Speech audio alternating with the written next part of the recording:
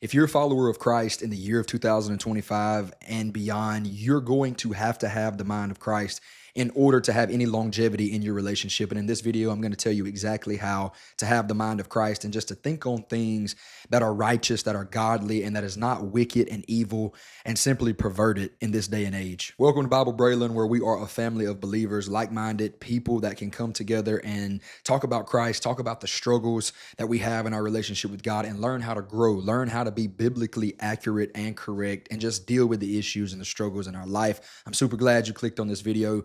One of the most important things that we can have in our relationship with God is a sound mind, is a mind that is pure, a mind that is holy, a mind that is set on Jesus. And let's just be honest, that is something even myself, we all struggle with in a world that is so chaotic, so hectic. There's just so much going on. There's so much stuff that is just coming before our eyes, to our eye gate, and just opening up so many different thoughts and so many different things in our mind. And that's where the battle starts. I don't know if you realize this or not, but we are in a spiritual fight. We are in a spiritual battle. Paul, the Apostle Paul, said we wrestle not against flesh and blood, but against principalities, powers, spiritual wickedness, rulers of darkness in high places. So you have to understand that we are in a spiritual fight as a believer and as a child of God. Like, when you understand that, then you understand that the first thing that you have to know how to deal with and know how to handle is your mind. Like, we have to keep our mind stayed on the Lord Jesus as much as possible, because if we don't think on things that are pure, that are holy, that is righteous, that's how the enemy will creep in first and foremost to start the downhill spiral and take us deep down a rabbit hole and a dark hole in our mind that will then eventually play out in our everyday life. I want to take you to the book of Philippians chapter 2 and verse 5. And I know this is going to be far-fetched for some people, but this is a literal. The Apostle Paul is speaking literal right here. So catch this and check this out. The Bible says, "Let this mind be in you, which was also in Christ Jesus." Now, that's a very short and simple verse. You have the mind of Christ as a born-again believer. So Paul is saying, let this mind be in you, which was also in Christ Jesus, the mindset of Christ. What was the mindset of Jesus Christ? If we go back and we read the gospel, Matthew, Mark, Luke, and John, Jesus said that his will was not to do his own will, but to do the will of the Father, to do the will of the one that sent him. And when you really analyze that, when you really stop and think about that for just a second, the walk with Christ that we are in and that we have is a daily walk. Like, we have to wake up every single day and ask ourselves, okay, how can I be more like Jesus today? What can I do that Jesus would do? There was an old saying, and I'm sure you've heard it before in your life, or maybe not, but the saying was, what would Jesus do? Now, it got very played out and people begin to just like take that very lightly, but that is a question that we as Christians and disciples and followers of Christ have to ask ourselves every day and in every situation. What would Jesus do? What would Jesus do when these people is coming against me, giving me a hard time, giving me a problem, people on the job, people in my family, friends, loved ones, whatever the case may be? What would Jesus do in this situation? We have to actively and put forth the effort to have the mind of Christ and to do the things that Jesus was doing. I don't want you to think that it's far-fetched to believe and crazy to believe that you can do the works of Christ. Like, if you have the Spirit of God, if God has saved you and filled you with his Spirit, you can go out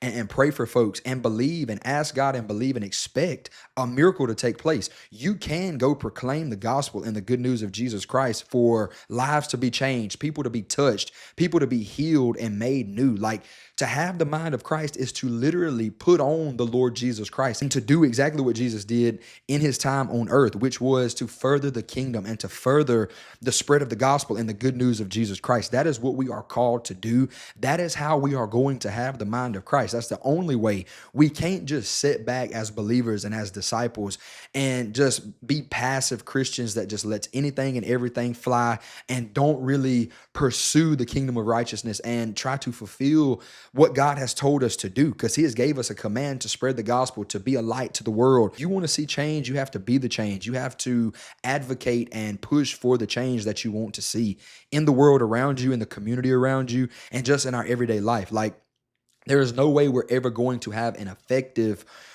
relationship with God if we're not being active in our pursuit of Jesus Christ and the ways of Christ and the mind of Jesus Christ. So I want to tell you today, you have the mind of Jesus. So quit letting all of the anxiety, all of the depression, all of the fear, all of these tormenting thoughts of the enemy sit in your mind and rest in your mind, and allowing the enemy to hinder what you are called to do, which is to be a disciple of Jesus Christ. And that is active. That is not just something we say or something that we think about. That is an active daily walk that we have to walk out, like literally live out in the world around us. Other ways to have the mind of Christ and to keep your mind on the Lord, the Apostle Paul begins to talk about singing and making melodies unto the Lord. You may say, well, I can't sing, I can't do that. Well, just sing between you and God. Like, you don't have to get on a stage and perform, but God wants to hear your voice. God wants you to sing unto him, and he don't really care how it sounds. He just wants you to make a joyful noise. He just wants it to come from the heart. So try that and try to keep your mind on Christ by singing to him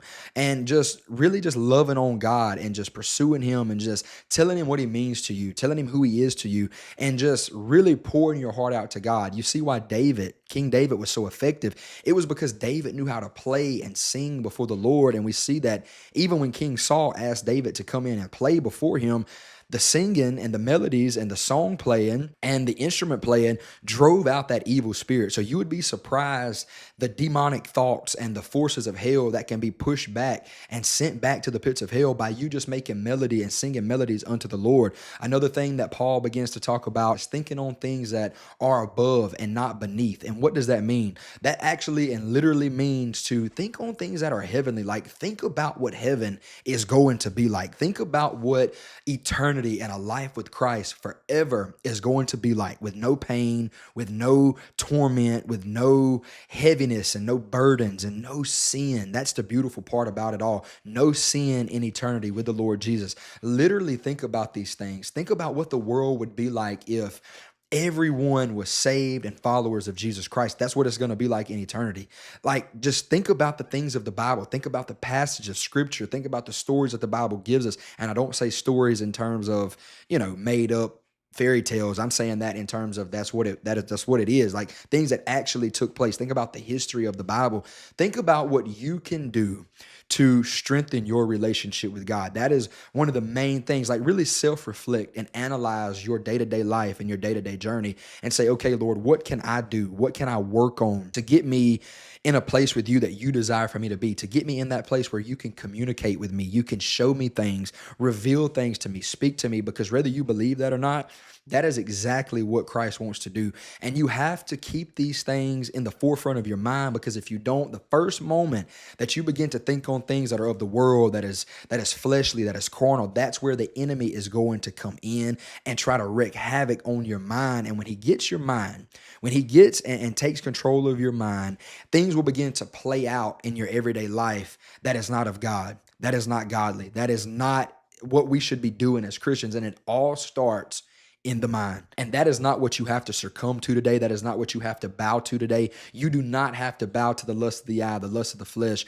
and the pride of life, but you can keep your mind stayed on the Lord Jesus, focused on the Lord Jesus, and just allow God every day, every single day, wake up and ask God to renew your mind and just to give you the mind of Christ and let you think on things that are godly, that are righteous, and that is pure. And I promise you, you will have the mind of Christ. Stay focused, child of God. There is hope. There is strength in the Spirit. So just invite the Holy Spirit into your life, because if we don't have the Holy Spirit, we are lacking the most vital and most important thing in the life of a believer. So if this video has helped you any at all, I've put together a school group, and it's where like-minded believers can just come together, can grow. There's so many courses and so much material already in there, and I'm continuing to build this, and I want to help you. I just want to help you on your relationship and your journey with God, and I want to help you in the natural sense of the financial world. I know that may not be appealing to some of you, but I want to teach you all the lessons and all the mistakes and things that God has opened up and showed me in ways to make money, because let's be honest, guys,